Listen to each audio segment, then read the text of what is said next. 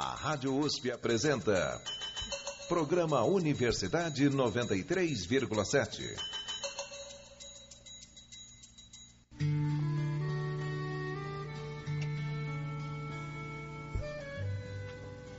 Especial Ayahuasca. Olá, eu sou William Nunes.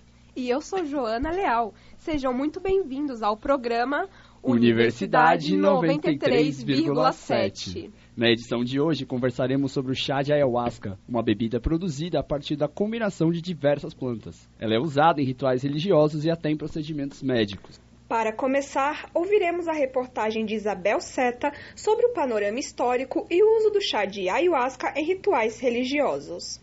A história da ayahuasca no Brasil, das tribos amazônicas ao neo-xamanismo. A história da ayahuasca aqui no Brasil é bem antiga. Mas é importante entender de cara que a ayahuasca não é restrita só ao Brasil.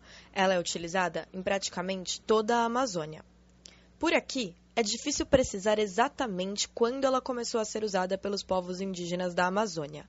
Mas os primeiros relatos sobre o uso da bebida aparecem na obra de missionários jesuítas do final do século XVII. No começo, a ayahuasca era usada por povos indígenas para acessar o mundo dos espíritos. Foi só no século XIX, com o auge da exploração da borracha na Amazônia, que a ayahuasca saiu das tribos e passou a ser utilizada em outros contextos. O psicólogo Ricardo Assarici, mestrando em ciência da religião pela PUC de São Paulo, explica que a ayahuasca é utilizada basicamente em 3 contextos diferentes. O contexto do xamanismo, que é o que é utilizado pelas tribos indígenas, o contexto vegetalista e o contexto das religiões. Sobre o uso vegetalista, Ricardo explica. Um dos fatores predominantes é a extração da borracha. Então as pessoas vão, principalmente os nordestinos, vão adentrando a floresta amazônica em função da exploração da borracha e acabam por entrar em contato com essas tribos. Aí nessa conversa, nesse diálogo, a gente tem o nascimento dos chamados vegetalistas, que são aqueles que, de certa forma, transitam esses dois mundos. Não são nativos originais, mas aprenderam com eles, de alguma forma obteram esse conhecimento e fazem uso das medicinas. É justamente nesse contexto do uso vegetalista da ayahuasca que nascem as 3 religiões ayahuasqueiras brasileiras, no começo do século XX. São elas o Santo Daime, a União do Vegetal e a Barquinha. Segundo Ricardo, as religiões ayahuasqueiras são uma particularidade brasileira, já que elas só se constituíram aqui no Brasil, apesar de hoje estarem presentes em outros países também. Para começar, vamos falar do Santo Daime e da Barquinha. Para entender essas 2 religiões, é preciso saber quem foi Raimundo Irineu Serra, o famoso mestre Irineu. Com a palavra, Ricardo. Ele nasceu em 82, em São Vicente de Ferrer, no Maranhão. Ele era um negro de origem humilde e ele se muda para o Acre em 1912, com aproximadamente 20 anos. Inclusive como parte da população recrutada para colher a seringa. Ele fez uso da ayahuasca pela primeira vez nas fronteiras entre o Brasil e a Bolívia. Então a gente pode também considerar que o uso dele também foi no contexto vegetalista, até efetivamente se constituir como uma religião. Entre 1935 e 1940, o mestre Irineu vai começando a desenvolver efetivamente o que seria considerada a doutrina do Santo Daime. Até que em 1945, por aí, ele ganha um pedaço de terra lá em Rio Branco, se muda com a família e com alguns seguidores que já existiam e funda o chamado CICLU, que é o Centro de Iluminação Cristã Universal, que depois vai ser posteriormente chamado de Alto Santo. O nome Daime vem do verbo dar, porque eles usavam a expressão Daime força, Daime luz, e acabaram mantendo esse nome também para a bebida. Já o surgimento da Barquinha está super relacionado com o surgimento do próprio Santo Daime. A Barquinha nasce com o mestre Daniel Pereira de Matos, que possuía uma barbearia lá em Rio Branco, onde o mestre Irineu cortava o cabelo. O mestre Irineu, do Santo Daime, foi quem apresentou a Daniel a ayahuasca, que depois foi fundar a Barquinha. Paralelamente à criação do Santo Daime e da Barquinha, nasce a União do Vegetal, com José Gabriel da Costa, que saiu da Bahia e se mudou para o Acre para trabalhar em seringais. Depois de fazer o uso da bebida, no dia 22 de julho de 1961, ele declarou criada a União do Vegetal na presença da sua esposa, dos seus filhos e de alguns outros seringueiros, com o objetivo de trazer paz ao mundo. Ao longo das décadas, essas religiões foram se espalhando pelo Brasil. Não há dados oficiais, diz Ricardo, mas a União do Vegetal afirma ter 23 mil membros espalhados pelo mundo. Há centros aqui no Brasil, nos Estados Unidos, na Espanha, na Suíça, na Holanda, na Itália, na Austrália e no Peru. Já a Barquinha é bem mais local, é a única que é restrita só ao Brasil e deve ter em torno de 1.000 adeptos, de acordo com Ricardo. O Santo Daime também possui milhares de adeptos espalhados pelo mundo. Segundo Ricardo, hoje em dia há mais um contexto do uso da ayahuasca, além daqueles 3 do uso xamânico, vegetalista e religioso. Esse quarto contexto seria o chamado neo-xamanismo, ou dos grupos neo-ayahuasqueiros. São grupos que se dominam, né, espiritualistas, ayahuasqueiros, mas que não são oficiais, né, e eles integram e mesclam uma série de outras práticas. Então você vai ter, né, a pessoa que vai tomar ayahuasca num ritual oriental, zen, onde ela vai ouvir mantra, né, ou então do sagrado feminino, que é muito comum, ou então com a temática do tarô, por exemplo, tudo ayahuasca nesse contexto, né. A trajetória jurídica da ayahuasca. O uso religioso da ayahuasca é permitido no país desde 2004. Mas para entender um pouco melhor esse processo do reconhecimento do uso religioso da bebida, eu conversei com o mestre em antropologia social pela USP e pesquisador de religiões, Henrique Fernandes Antunes. Segundo Henrique, o processo de reconhecimento do uso religioso da ayahuasca começou lá na década de 80, quando uma das plantas usadas para fazer a bebida foi considerada proibida por uma lista da divisão de medicamentos.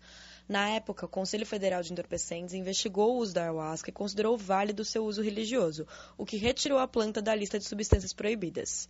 Nos anos 2000, depois de algumas denúncias, foi a vez do CONAD, o Conselho Nacional de Política sobre Drogas, reconhecer como legítimo o uso religioso da ayahuasca e estabelecer uma série de recomendações para o uso responsável da bebida, proibindo o comércio, a venda, a produção turística, a promoção de curas milagrosas, etc. Para terminar, Henrique explica agora o processo mais recente de reconhecimento da ayahuasca. Posteriormente veio então, a partir de 2008, os primeiros pedidos de patrimonialização da ayahuasca, que já é um processo mais recente que está em andamento agora, de reconhecimento do uso da ayahuasca como um patrimônio material da cultura brasileira, que daí já é um novo debate que vai agregar outros grupos, instituições, e já vai também ter uma participação mais enfática dos povos e das etnias indígenas. Quem ficou interessado e quiser saber mais sobre a história da ayahuasca aqui no Brasil e na América Latina, pode procurar o livro A Reinvenção do Uso da Ayahuasca nos Centros Urbanos, da Beatriz Labate, e também o livro Vegetalismo e Ayahuasca Visions, do antropólogo Luiz Eduardo Luna. Eu sou Isabel Seta, de São Paulo. Agora que já sabemos mais a respeito da origem do chá de ayahuasca, conheceremos nossos entrevistados. Nosso primeiro convidado é o psicólogo Paulo Rogério Moraes. Paulo Rogério Moraes é professor de psicobiologia e psicofarmacologia da Universidade Federal de Rondônia. É bacharel em psicologia pela Universidade Brás Cubas e mestre em psicobiologia pela Universidade Federal de São Paulo.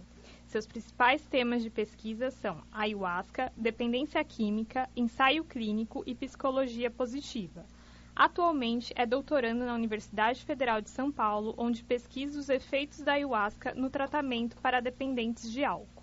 Paulo, muito obrigado pela sua presença hoje. A nossa segunda convidada é a pesquisadora Sandra Lúcia Goulart.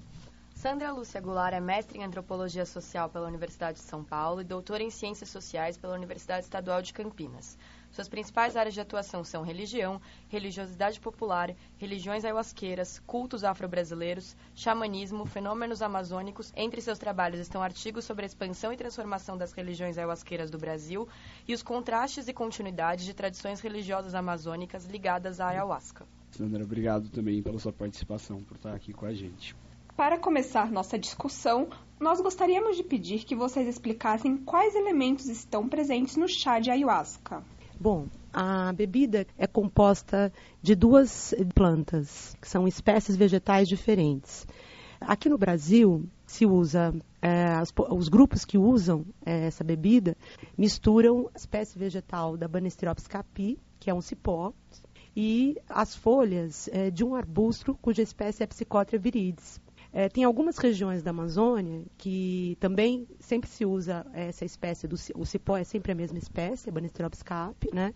Mas em algumas regiões da Amazônia que se usa uma outra espécie vegetal para compor junto com o cipó, que é a Diploteris cabrerana, que é uma espécie similar à Psychotria viridis. Então, essas duas espécies vegetais são misturadas com água, são aquecidas, né? É feita uma decocção, que alguns grupos que se desenvolveram aqui no Brasil chamam de chá, e é isso que compõe essa bebida. Sandra, o que você acha que ajudou a ayahuasca a se expandir pelo território brasileiro?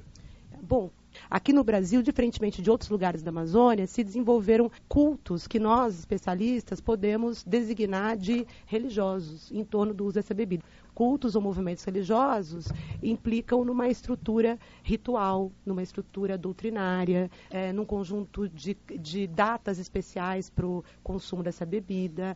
Em alguns grupos se desenvolveram espécies, tipos de iniciação entre os membros desses grupos que utilizam a bebida, com uma espécie de um sacerdócio também. Então, aqui no Brasil, de todos esses lugares da Amazônia, é o único lugar que se desenvolveram grupos que nós podemos chamar religiosos em torno do uso dessa bebida. O que ajudou no desenvolvimento de uma cultura de uso da ayahuasca aqui no Brasil? Isso está muito ligado, como foi dito na reportagem, a um contexto de contato de populações nordestinas que migraram para a região da Amazônia para trabalhar com a borracha, com a seringa. Então, é nesse contexto de penetração desses nordestinos na Amazônia e de início de contato dessa população nordestina com alguns conhecimentos de populações indígenas e populações mestiças, caboclas da Amazônia já sincretizadas, que se conhece a bebida da ayahuasca. Eu vou voltar a direcionar minha pergunta agora para o Paulo. Paulo, eu queria saber em que momento passou a se espalhar para áreas como a medicina. Embora desde o final do século XIX já se conheça a ayahuasca, já existam relatos na Europa do uso de ayahuasca no Brasil. O primeiro estudo que foi realizado no campo biomédico sobre a ayahuasca foi na década de 90. Em 1996 foi realizado um estudo multicêntrico, em universidades do Brasil e de outros países. Pesquisadores foram até regiões ayahuasqueiras, regiões do Acre e de Rondônia, entrevistaram pessoas que participavam desses grupos, especificamente o grupo da União do Vegetal, o UDV, e observaram que essa substância não apresenta efeitos tóxicos agudos, não tem toxicidade aguda.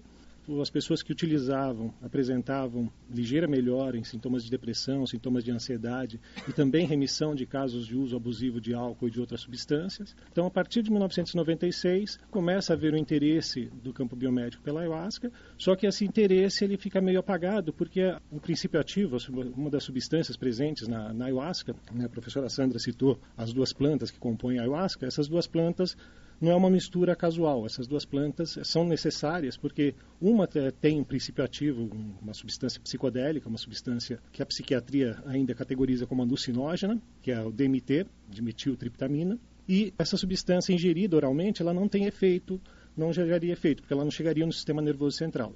Só que existe outras substâncias presentes no cipó, são beta-carbolinas, que permitem que o DMT chegue ao sistema nervoso e produza alguma atividade.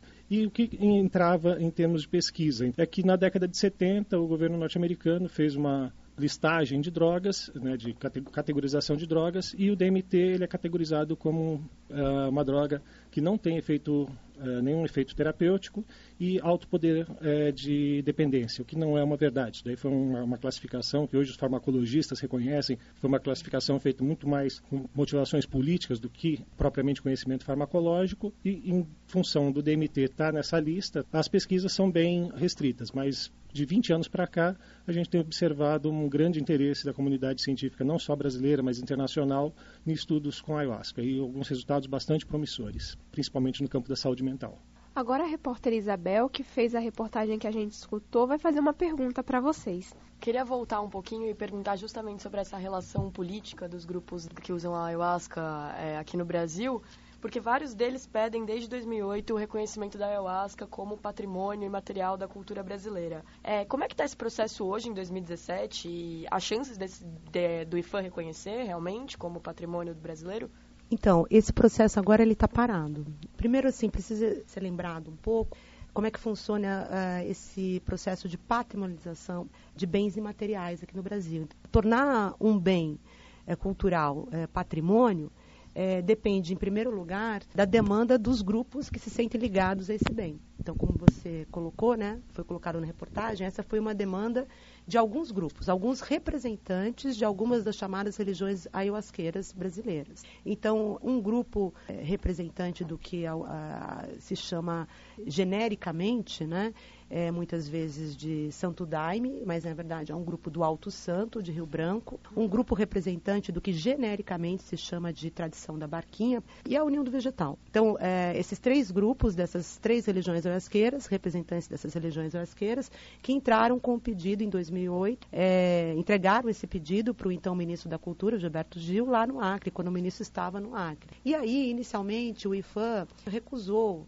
porque achava que a ayahuasca, do jeito que o pedido foi feito, não se enquadrava, né, na definição de um bem cultural, mas se enquadrava na definição de uma bebida, né, e bebida, rituais isolados, ou uma religião mesmo, não podem ser patrimonializados. Depois, o IPHAN resolveu, porque mais demandas chegaram até ele, abrir um processo de inventário, que nesse processo foi feito um levantamento de dados, né, junto a vários grupos que utilizam a bebida aqui no Brasil, porque depois que foi feito o pedido, outros grupos que não tinham entrado com o primeiro pedido, também entraram com o pedido, que é um grupo ligado ao Ceflures, né, que é o Centro Eclético do Afluente Luz Universal, e esse grupo do Ceflures, ele é muito responsável pela expansão do uso da bebida fora da região amazônica e fora do Brasil. Então, o Ceflures tem muitos grupos ligados a ele, né, inclusive fora do Brasil. E depois, grupos indígenas, né, que estão ligados ao uso da bebida no contexto indígena, também não entraram com pedido junto ao IPHAN, mas foram procurar representantes do IPHAN porque queriam participar do processo. Ano passado houve uma grande conferência, a Conferência Mundial da Ayahuasca, da qual eu participei também, né?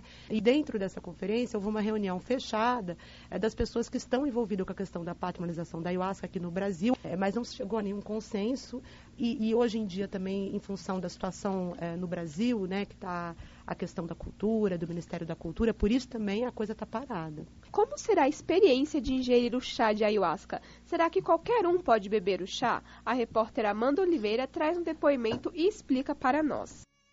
Em 2015, o repórter Daniel Boanova recebeu um grande desafio: participar de um ritual de ayahuasca e transmitir em palavras como se sentiu. Ele nos dá os detalhes dessa experiência que foi a primeira e a única. Antes de participar do ritual de ayahuasca, então o grupo que me recebeu, ele me instruiu a ter uma conversa com os participantes para me conhecerem melhor, entender um pouco o que eu estava buscando ali. E foi nessa conversa que me foi explicado que nos dias anteriores ao ritual, a recomendação era para não comer carne, não ingerir bebidas alcoólicas e não ter nenhum tipo de relações sexuais. Bom, eu não perguntei o porquê disso naquele momento, mas no momento do ritual, quando eu cheguei lá e aí eu tive umas conversas iniciais com algumas pessoas, pelo menos a questão da carne, das bebidas alcoólicas, foi explicado por uma razão de natureza mais até digestiva mesmo, porque o chá da ayahuasca, ele é um chá muito bruto, assim, no sentido rústico, de vem da terra, do cipó, aquela coisa muito natural. Então, assim, isso junto com, sei lá, a presença de carne no seu sistema digestivo pode contribuir para ter algum tipo de indigestão, algum tipo, passar mal de alguma forma. Não que as pessoas não passem mal também sem ter comido carne, né? As pessoas passam mal por causa do chá, pelo efeito dele no corpo e tudo mais. Não foi o meu caso. Encontrar o grupo que me recebeu nesse ritual, eu não tive grandes dificuldades, ao mesmo tempo em que esse é o tipo de informação que você não encontra buscando no Google. Basicamente, eu recorri à minha rede de amigos, pessoas que eu já sabia, que já tinham participado de rituais assim, eu fui perguntar a respeito, e uma amiga próxima estava frequentando esse grupo, ia visitar novamente, e foi com ela que eu falei para mim apresentar as pessoas e para fazer essa ponte para eu poder realizar a matéria. Agora, uma coisa que eu acho curioso até falar em relação a isso, sobre encontrar um grupo, é que assim, eu fui para lá, eu tinha uma motivação pessoal, né, uma curiosidade, mas eu tinha uma motivação profissional também, porque eu tinha uma pauta para fazer sobre isso, escrever sobre isso no veículo onde eu publicava, que era o Hypeness. Foi por isso que eu busquei. E depois que a matéria foi publicada, assim, nesses 2 anos desde que eu publiquei, Eu não consigo contar a quantidade de pessoas que eu não conheço e que vieram me procurar por Facebook, por e-mail, para saber como poderia fazer para ir no mesmo grupo que eu fui, para viver a mesma experiência. De certa forma, queriam que eu agenciasse essa experiência para eles. Não é o meu papel, né? Eu não estou aqui para isso.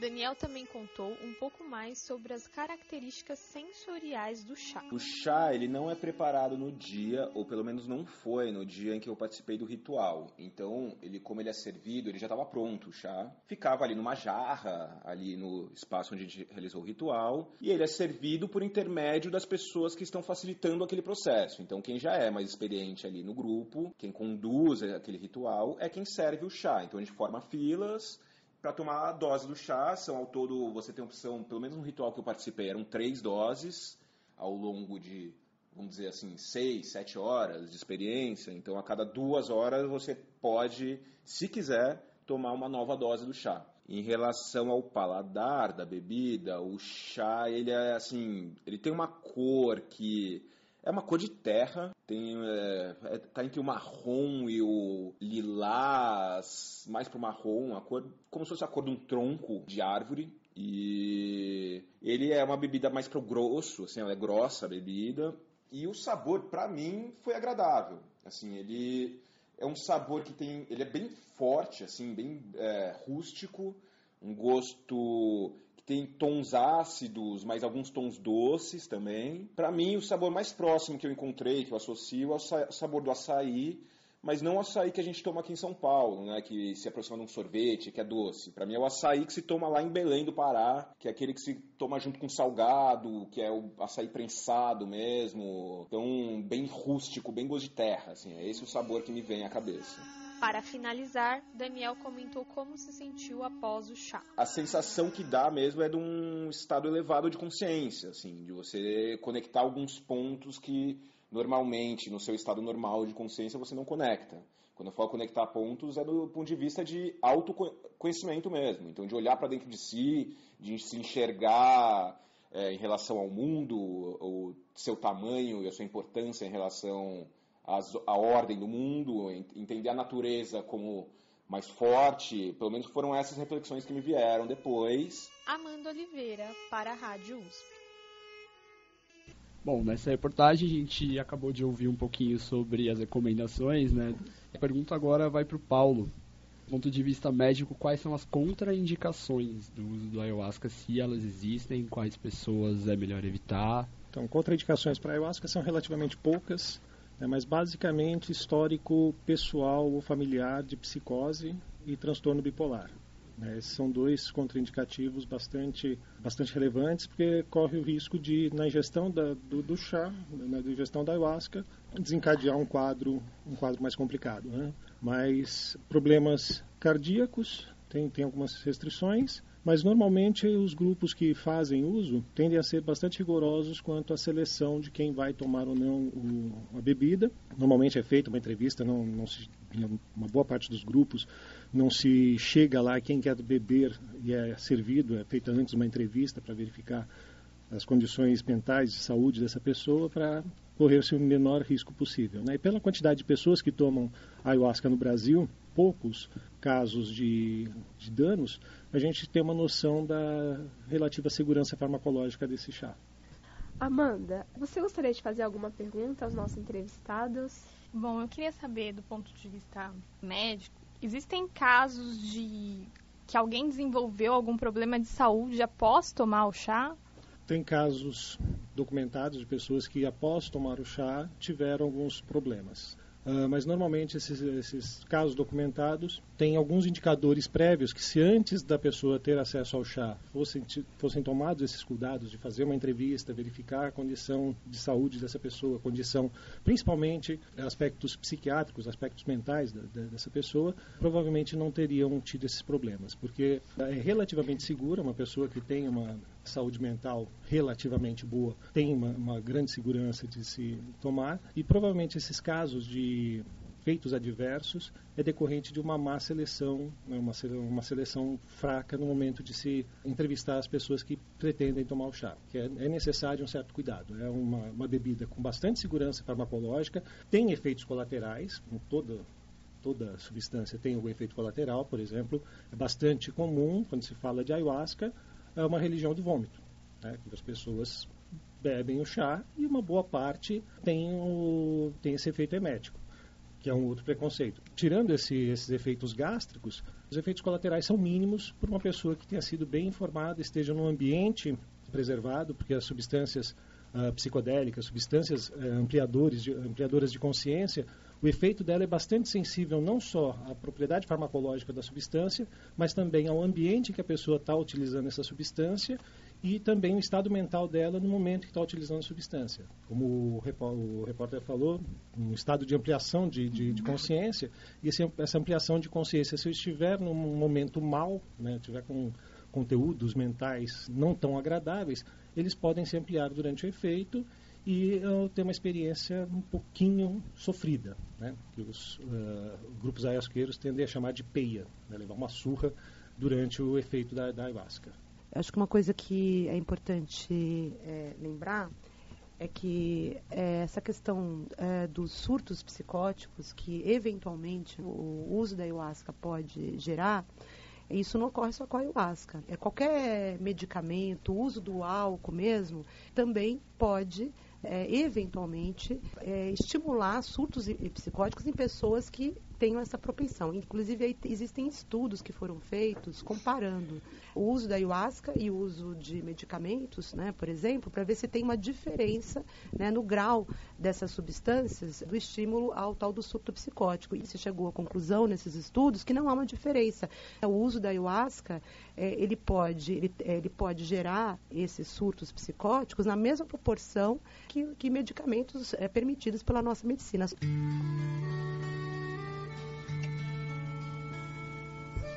Você ouviu a primeira parte do especial sobre o chá de ayahuasca. A segunda parte vai ao ar na próxima semana. O arquivo também está disponível no site www.eca.usp.br/radiojornalismo. Agradecemos novamente a presença dos nossos convidados. A produção deste programa foi de Amanda Manari e André Meirelles, com reportagens de Amanda Oliveira, Isabel Seta e a apresentação de Joana Leal e William Nunes. As músicas que você ouviu neste programa foram utilizadas somente para fins didáticos. Um bom dia a todos e até o próximo programa. Até lá! A Rádio USP apresentou Programa Universidade 93,7.